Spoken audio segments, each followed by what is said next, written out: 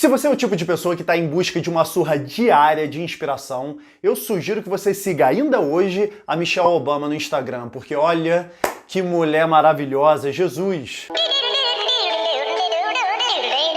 Eu, em 2021, li o livro dela Becoming, e olha, eu vou dizer pra vocês que tá no meu top 5 dos melhores livros daquele ano. Porque é aquele tipo de livro que parece que abraça você, sabe? Que faz carinho na sua alma, que acalenta o seu coração. A Michelle Obama escreve de uma maneira que parece que ela tá tomando um chazinho da tarde com você e fofocando sobre celebridade, sabe? Comendo um briochezinho, à la Ana Maria Braga. Só que, vendo todas essas listas que eles fazem sobre os maiores ensinamentos do livro, eu me deparei com a ausência do que pra mim foi o maior ensinamento. Mas é porque é o tipo de ensinamento que não tá verbalizado, tá subentendido ali, você tem que entender nas entrelinhas, entendeu? Então assim, o que a gente vai fazer nesse vídeo? A gente vai falar sobre esse ensinamento, mas antes sobre alguns que não podem passar em branco porque realmente são ensinamentos que a gente tem que levar pra nossa vida. A lição número 1 do livro é a seguinte: nós estamos em constante evolução e construção. Então assim, não faz o menor sentido você perguntar para as crianças o que elas querem ser quando elas crescerem. Como se a gente tivesse uma meta de vida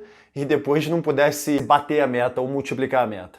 Do tipo, é como se seu propósito de vida fosse exercer uma profissão e você vai se definir por ela. Ah, eu vou ser advogado, vou ser médico, vou ser músico, vou ser cientista. Perguntar para as crianças o que elas querem ser quando elas crescerem é do tipo internalizar que o único objetivo que a gente teria na nossa vida é se definir pela nossa profissão. E é por isso que eu gosto muito da língua italiana, porque, diferente do inglês, do português e do francês, no italiano não é eu sou médico, eu sou advogado, eu sou músico. No italiano é eu faço, io faccio, sei lá, advocacia, io faccio medicina, alguma coisa assim. Então, desde pequeno, a sua própria língua te ensina que, na verdade, o que você faz não te define. É meramente o que você faz. Eu ainda vou fazer um vídeo sobre como a língua que a gente fala afeta a forma como a gente vê o mundo, mas pra mim tá aí um exemplo claro. Sabe por quê? Porque eu sinto que pros italianos é mais fácil você entender essa separação do que você é e do que você faz. A segunda lição que eu acho que vale a pena a gente falar é a lição de que você é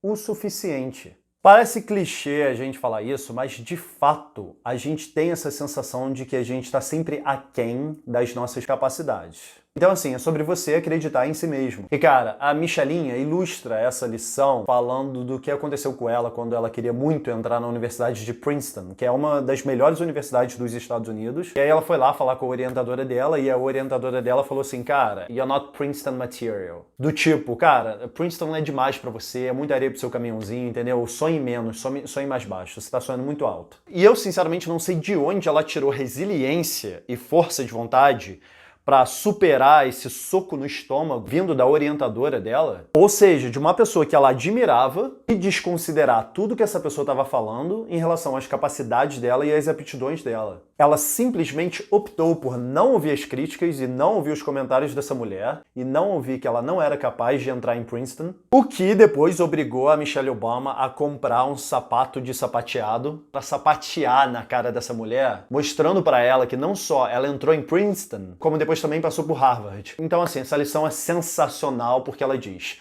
não deixe que as pessoas digam quem você é ou aonde você pode se encaixar. Acredite em si, bebê, e não dê ouvidos a quem não te conhece. E isso, claro, obviamente me lembra a minha diva amor, Tay.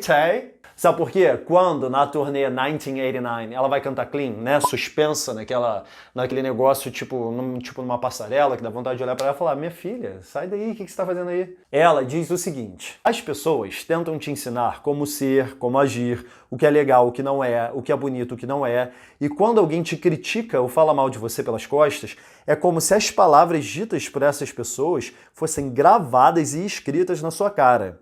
E essas palavras passam a ecoar na sua mente e aí tem um risco real de que essas palavras se tornem parte de como você se vê.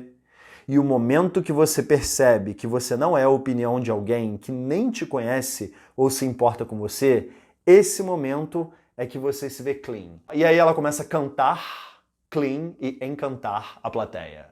Bum. Eu vou botar aqui na descrição o link pro vídeo. Mas assim, ninguém precisa efetivamente verbalizar pra você que você é incapaz de fazer alguma coisa pra você se sentir incapaz de fazer alguma coisa. Você já nasce num sistema que faz com que você acredite que você não é capaz, assim como outras pessoas seriam capazes. Os exemplos são vários, não é só a questão racial, não. Por exemplo, o brasileiro tem síndrome de cachorro vira-lata, né?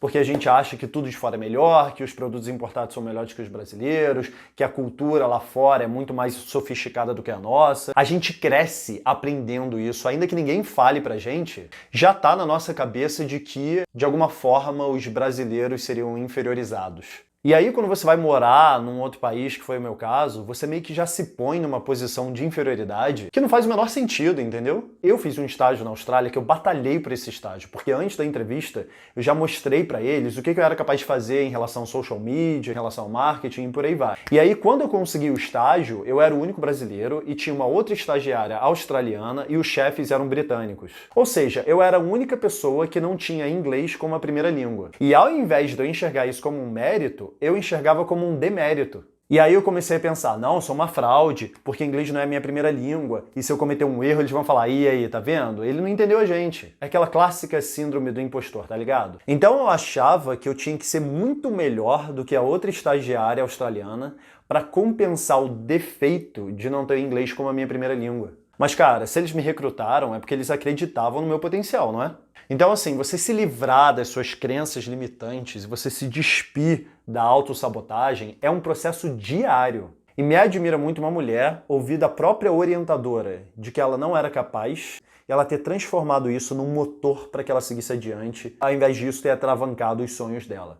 Mas a própria Michelle Obama fala o seguinte, isso não no livro, depois no Instagram dela. Por isso que eu falei para vocês seguirem ela no Instagram. Ela diz que o Barack elogia ela constantemente, fala que ela é linda, que ela é maravilhosa, que ela é inteligente, que ela é capaz todos os dias. E ela fala que nem isso é o suficiente, porque no final da história, na verdade, ela tem que acreditar nela mesma antes de qualquer coisa. Ela tem que desenvolver o amor próprio e o autoconhecimento exatamente para desenvolver o senso crítico, para entender se o que ela recebe de elogio ou de crítica é pertinente na vida dela. Então, assim, o resumo da ópera é que o amor tem que vir de dentro. Então, ainda que exista uma pessoa que diga que você é capaz, que você é resiliente, que você é inteligente, que você é especial, se você não acredita em si mesmo primeiro, você também vai desconsiderar os elogios. Então, assim, depois da gente ter falado sobre esses dois ensinamentos aí, que eu acho sensacionais, o ensinamento de que você é suficiente e o ensinamento de que você está em constante construção e evolução, o ensinamento escondido está bem no iniciozinho do livro, quando ela conta que aos 4, 5 anos de idade ela tinha aula de piano com a tia-avó dela,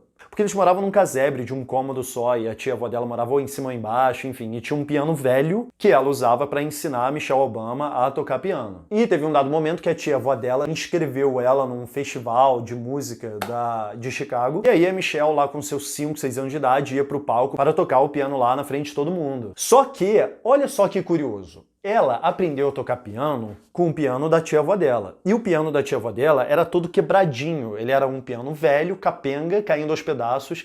E tinha uma teclazinha que era quebrada assim, sabe? E a Michelle Obama, ela usava essa tecla como referência para poder começar qualquer música. E aí quando ela vai pro palco do Teatro Municipal lá de Chicago e ela se depara com um piano diferente, novo, conservado, bonitinho, sem nenhuma tecla quebrada, ela olha para aquilo aos 5 anos de idade e não sabe lidar. Ela não sabe o que fazer, ela fica inerte. Como ela não soube como começar a música, a tia-avó dela teve que subir ao palco e mostrar para ela qual que era a tecla que ela tinha que apertar para que ela pudesse iniciar lá todo o processo e depois foi sucesso, aquela coisa toda. Mas qual é a lição que eu tiro disso? É que muitas vezes a gente está tão acostumado com algo ruim na nossa vida que quando essa coisa sai da nossa vida, a gente não sabe lidar. A Michelle Obama, com 5 anos de idade, estava tão acostumada com aquele piano capenga caindo aos pedaços, gasto, que ela, com aquele jogo de cintura dela, sabia lidar com aquela situação, ainda que fosse uma situação ruim. Mas quando ela se viu numa situação melhor, ou seja, quando ela saiu da zona de conforto dela, que não era nem um pouco confortável, ela ficou inerte, sem ação.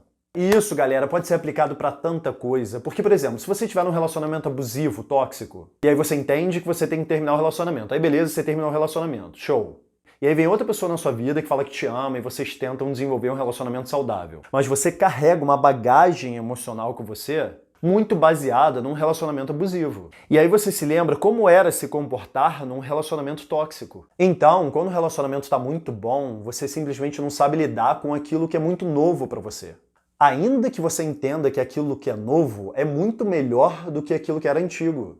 Um outro exemplo é em relação à comunidade LGBTQIA+, que precisa ainda, na idade média que vivemos, que é o ano de 2022, passar pelo processo de sair do armário. E aí, quando você fala para sua família da sua sexualidade, isso ao mesmo tempo pode ser libertador e amedrontador.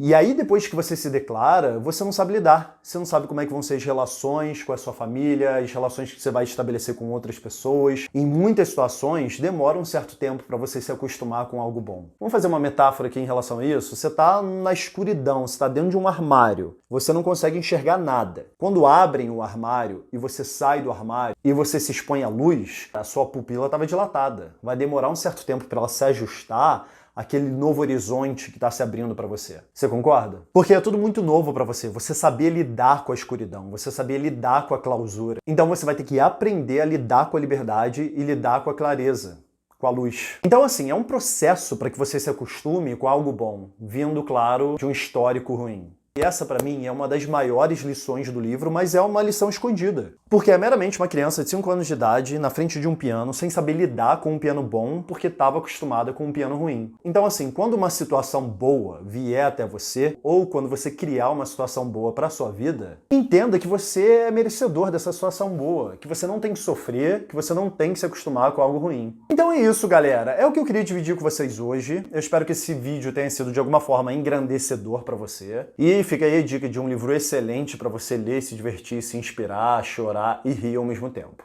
Não se esqueça de se inscrever no canal, de comentar, de dar like, dar dislike, de compartilhar com os seus amigos. Não custa nada, nunca te pedi nada, é só um cliquezinho nesse botão aí, tá bom? Um beijinho para vocês, um abracinho gostoso e até o próximo vídeo.